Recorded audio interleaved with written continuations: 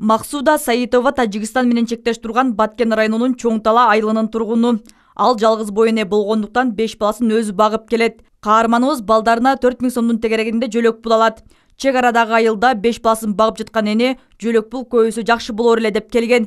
Эми мынтип анын тилеги орундалып отурат. Менин 5 балам бар. 4400 сом пособие алам.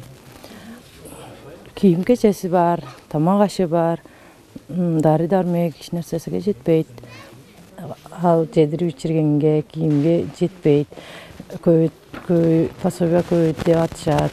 Көбөйсө жакшы болот дейт. Өлкө башчысы Садыр Жапаров буга чейин Баткен облусунун өзгөчө макамы аналкагында каралган жеңилдиктер боюнча чечим кабыл алган.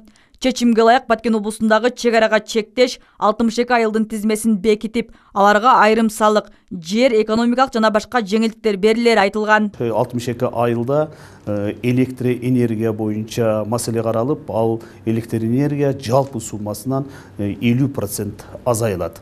Мындан тышкары жөлөк пул боюнча маселелер каралды. Жөлөк пулдар бүгүнкү күндө 62 айылда ар бир балага 800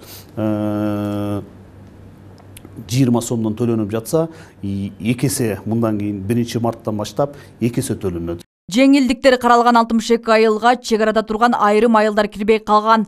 Ананда кыргыз-өзбек чек арасындагы айылдарга салыштырмалуу, кыргыз-тажик чек арасындагы айылдарда кооптулук жогору.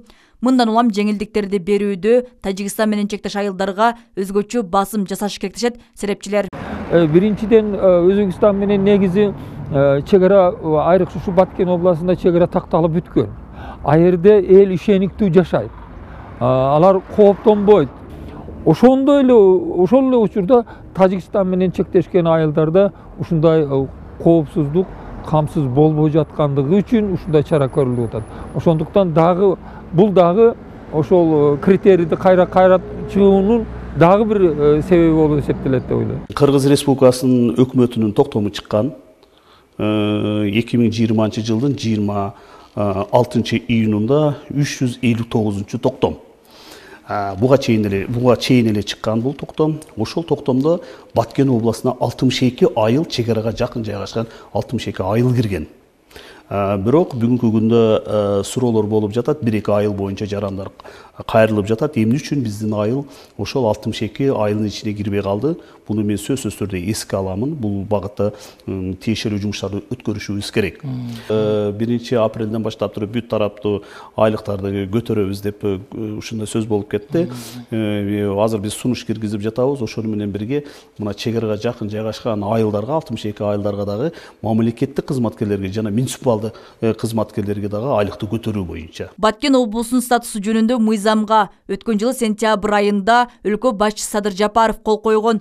Мыйзамга ылайык аймак калкына салыктык жеңилдиктер, социалдык жактан колдоо, ишкердик үчүн ыңгайлуу шарттарды түзүү каралган. Нурсат Кабылжан кызы, Куштарбек Абдыкаар уулу, Алтын 5 жаңтары.